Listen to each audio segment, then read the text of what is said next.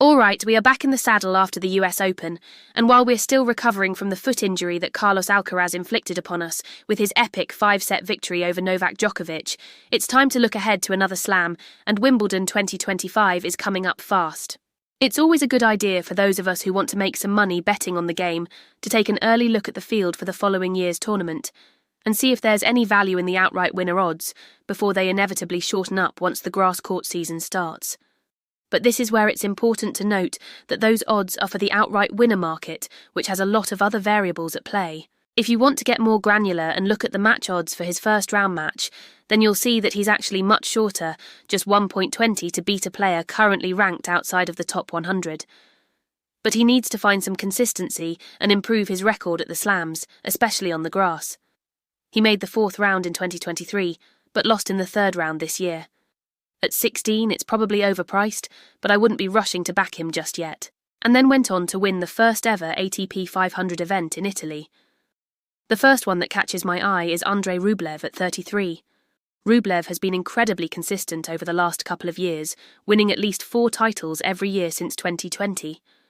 Fritz reached the semi-finals in 2023 before succumbing to a 5-set thriller against eventual champion Carlos Alcaraz. He has the game to adapt to the grass, and showed that this year by making the quarter-finals. I think he's worth a look at 40. He also made the final in 2022, losing to Kyrgios in 4 sets. Bublik's serve is an absolute weapon, and he proved this year that he has the game to do well at Wimbledon by making the quarter-finals. But he's still the one to beat, and I wouldn't be surprised if he retains his title.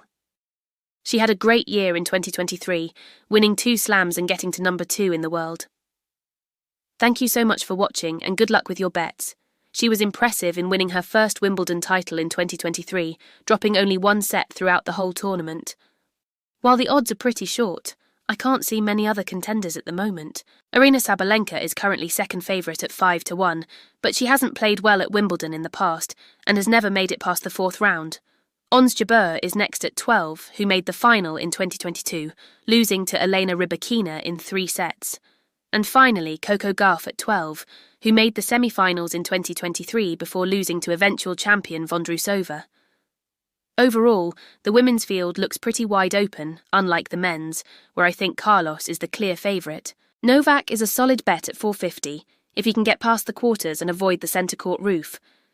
Medvedev, Rune and Sinner are all overpriced in my opinion, but have good chances of doing well, and I'd keep an eye on Rublev and Fritz, who both look nice bets at 33 and 40 respectively, but are probably overpriced are Frances Tiafoe at 75 and Tommy Paul at 100.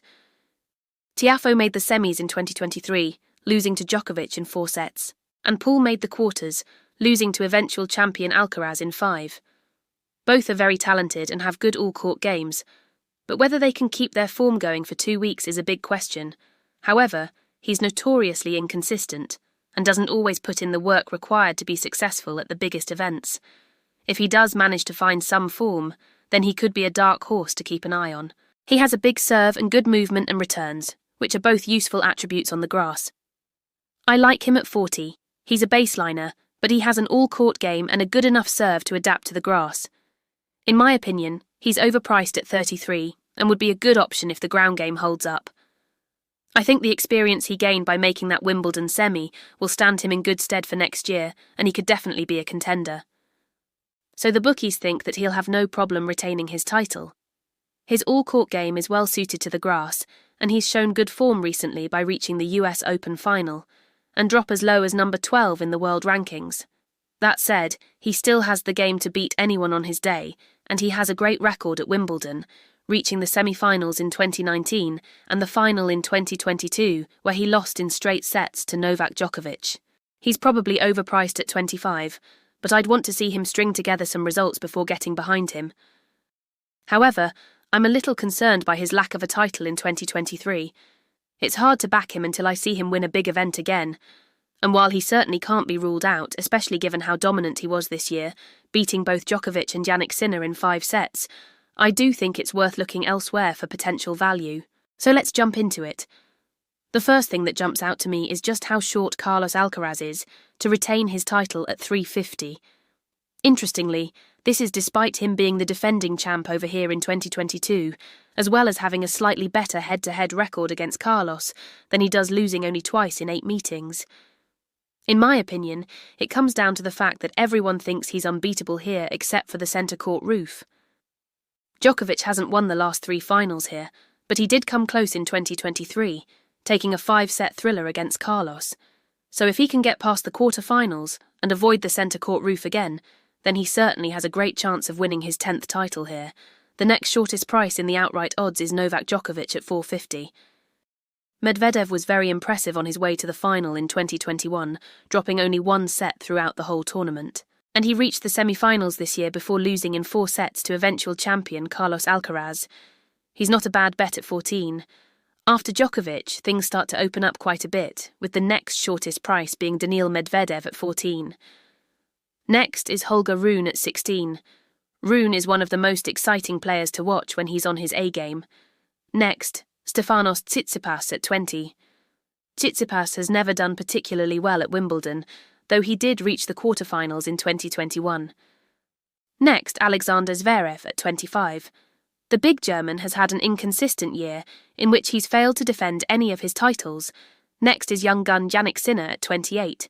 Sinner pushed Carlos Alcaraz all the way in the quarters in 2023. Now let us look at some of the outsiders and see if there's any value in the bigger priced options. Another player with a good all-round game who could do well is Taylor Fritz at 40. Next is Casper Ruud at 40. Ruud has excellent all-court credentials and good movement. Next is the reigning Olympic champion Alexander Bublik at 66. Finally, 2 players who have big games and could do well at Wimbledon, and that's it for the outright winner market. In summary, I think Carlos is overpriced at 350. For those of you wondering about the women's market, Marketa Vondrousova is currently the defending champion and is 6-4 to retain her title. So that's it for the early look at Wimbledon 2025. Please subscribe and follow for more tennis betting tips and analysis.